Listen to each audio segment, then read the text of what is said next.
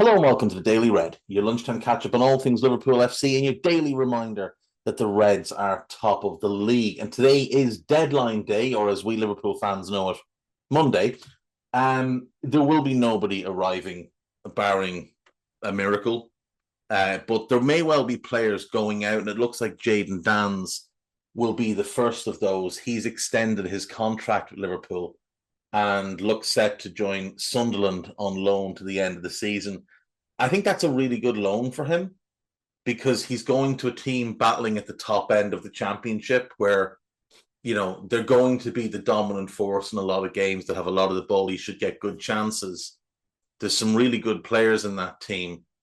And I think that's a much better loan than, Plymouth, which was the other rumoured destination for him, or Stoke were mentioned too. I would have rather seen him go to the top end of League One than the bottom end of the championship. Even though the standard is lower, I still think it benefits him more to play for a team that's winning regularly, where there's a chance that he'll get a lot of opportunities to play and score, than going to a team that's going to be battling relegation, where he might play more often, but he's not going to get many opportunities to score goals. And as a young striker, we really want him just getting in the habit of A, winning games, and B, scoring goals. So I think this is a great loan for him. This is Anfield have a list of 9 players that could leave in this window. And they begin with Tyler Morton. It wouldn't be surprised if he left on a permanent deal. It really wouldn't be a surprise if he left in a permanent deal. There's clearly no future for him at the club. You see it when we play PSV and he's not even starting.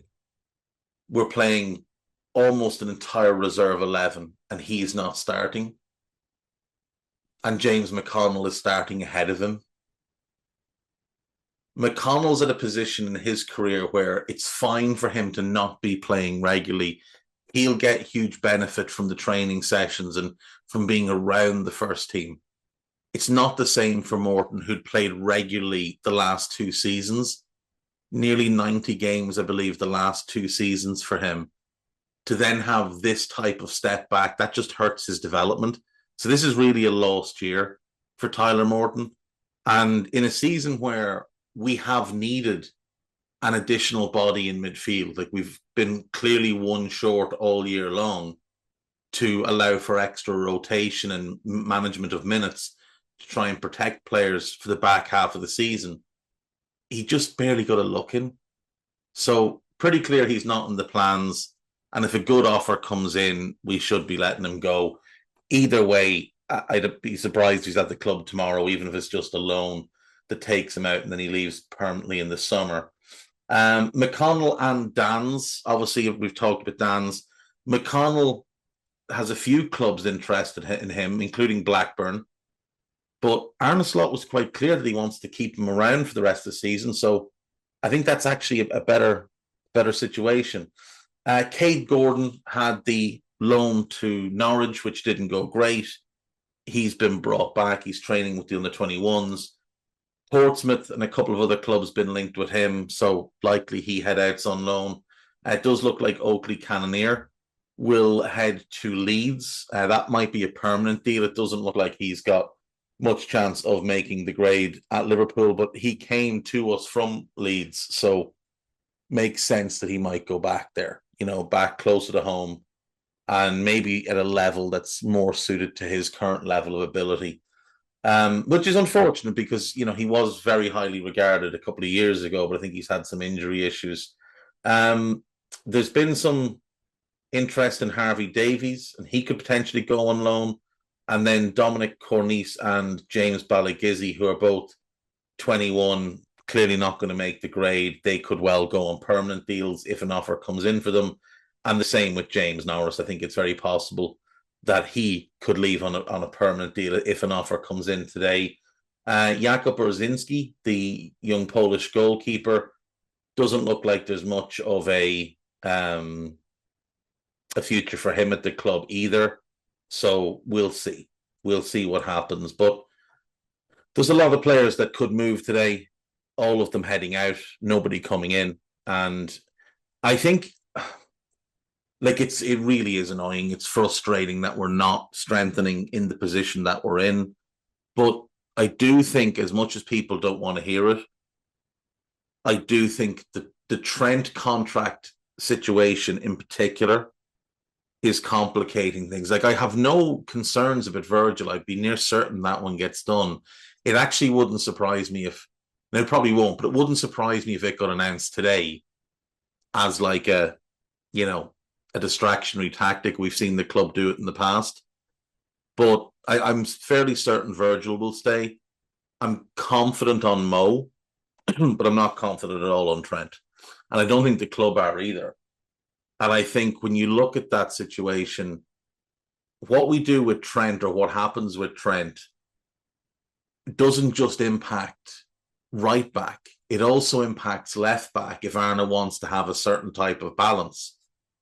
So if he's thinking, well, I have Trent, so I want a defensive left back, maybe someone more in the mold of a Hincapié type, or a, Gvardiol, Calafiori, that type, the type Carragher's talked about. Gerald Hatto is the most recent one who's been linked of that profile. Lukabe has been talked about too. If we have Trent, that's the left back profile we go for. But if Trent leaves, then he has a decision to make. Does he go for a more defensive right back at the Akite, Akunde, somebody like that, and then an attacking left back? Or does he still go for a more defensive left back and an attack-minded right back, a Pedro Porro, Vanderson, Jeremy Frimpong, whoever? So I do think that that's one big factor. I also think, the fullback situation can also affect what you do with the midfield. Like, do you want to bring in a pure ball winner? Who, I know Aaron is not overly keen on that, but if he decided to say, you know what, let's go with two attack-minded fullbacks. Let's get Kirkes and let's get a right-footed version of him. Let's get Pedro Porro. Let's have two lads that will just bomb forward.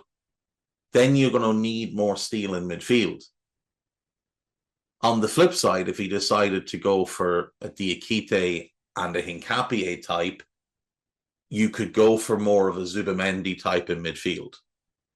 That more playmaker type. Someone to get us moving, get our central progression up to speed, because it clearly hasn't been all season.